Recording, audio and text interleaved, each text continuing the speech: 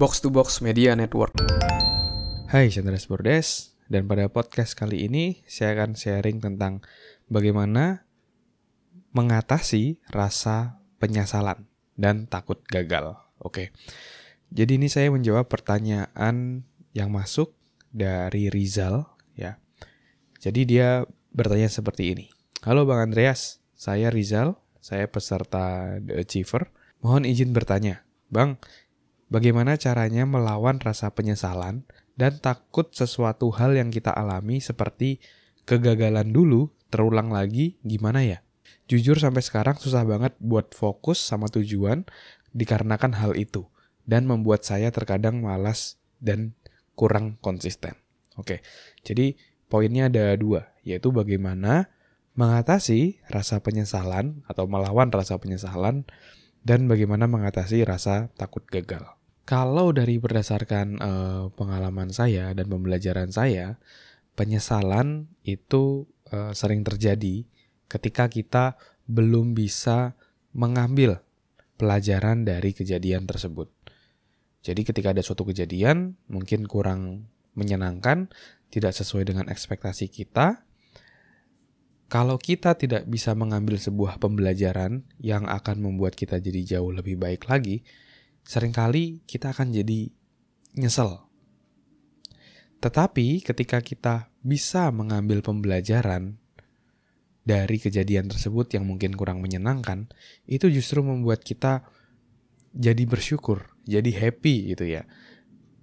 Karena kita mendapatkan sebuah pembelajaran yang sangat bermanfaat untuk membuat kita ke depannya jadi jauh lebih baik lagi. Ya. Jadi bagaimana melawan rasa penyesalan? Yaitu dengan mengambil pembelajaran. Dan ini juga relate dengan pertanyaan selanjutnya terkait bagaimana mengatasi rasa takut gagal, ya, takut mendapatkan kegagalan yang sama seperti dulu. Ini juga berkaitan dengan pembelajaran tadi. Kalau kita tidak belajar dari kesalahan sebelumnya, itu kita ya pasti akan jatuh di lubang yang sama gitu. Tapi ketika kita belajar dari kejadian tersebut, kita tahu kita salahnya di mana, itu kita bisa mencari cara yang lebih efektif untuk mencapai target atau tujuan kita. Sebagai contoh misalnya dalam jualan. Misalnya di era informasi seperti ini, ada seseorang yang jualannya misalnya masih secara offline, sebar-sebar brosur dan lain-lain. Dan ternyata di daerah tersebut memang kurang efektif, ya. Di sana ternyata lebih efektif itu saat ini menggunakan online. Nah, ketika seseorang tidak mau belajar ya dari kesalahannya dia, dari hasil yang dia dapatkan, tentu ia akan mengulang-ulang kesalahan yang sama, ya. Bahkan Albert Einstein, orang yang sangat cerdas, penemu teori relativitas ya, dia mengatakan bahwa orang yang mengharapkan hasil yang berbeda tapi tindakannya selalu sama, itu adalah definisi dari orang gila atau insanity, ya. Jadi kita harus memiliki prinsip bahwa tidak ada kata gagal, yang ada hanya sukses atau belajar. Kalau misalnya kita belum sukses, berarti kita masih harus belajar, ambil pembelajarannya dan menjadi jauh lebih baik ya ke depannya, dijadikan pembelajaran. Jadi ibaratnya kalau kita gagal atau belum berhasil, itu kita mendapatkan dilempar batu bata gitu ya. Tapi yang kita lakukan adalah kita menangkap batu bata tadi dan membangun sebuah rumah yang indah. Oke. Jadi kalau saya summary-kan bagaimana cara mengatasi penyesalan dan mengatasi rasa takut gagal, yaitu adalah coba ambil ya, pelajaran dari sana, ya, berikan makna positif pada hal tersebut sehingga membuat kamu jadi jauh lebih baik. Coba tanyakan apa yang kamu syukuri dari kejadian itu, apa yang kamu pelajari dari kejadian itu, dan apa yang bisa kamu lakukan berdasarkan kejadian itu sehingga selanjutnya kamu jadi jauh lebih baik lagi.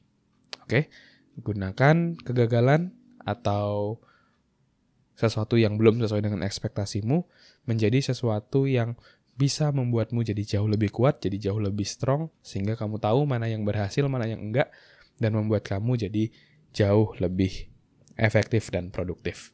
Oke? Thank you semuanya. Semoga bisa menjawab ya. Mungkin ini juga pertanyaan untuk dari kamu juga mungkin mau bertanyakan hal ini terkait bagaimana mengatasi rasa penyesalan dan rasa takut gagal ya, mengalami kegagalan yang sama seperti dulu. Oke, thank you semuanya udah dengerin podcast kali ini.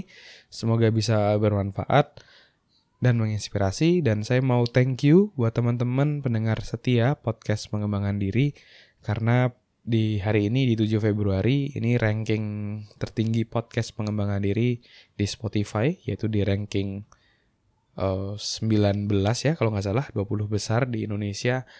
It's so amazing ya buat saya bisa mencapai di posisi ini. Ini juga tentunya semua juga karena dukungan teman-teman untuk ngedengerin podcast ini, dan juga support teman-teman untuk memberikan rating untuk podcast ini. Silahkan berikan rating bintang 5 ya. Silahkan masuk dalam podcast saya, lalu di bawah deskripsi silahkan kasih bintang 5, klik bintang 5 sehingga podcast saya bisa terus bertumbuh dan menginspirasi teman-teman ya. Support teman-teman sangat-sangat berharga buat saya. Oke. Dan kalau kamu ada pertanyaan, jangan sungkan-sungkan juga. Kamu juga bisa DM saya di Instagram di @andreasbordes.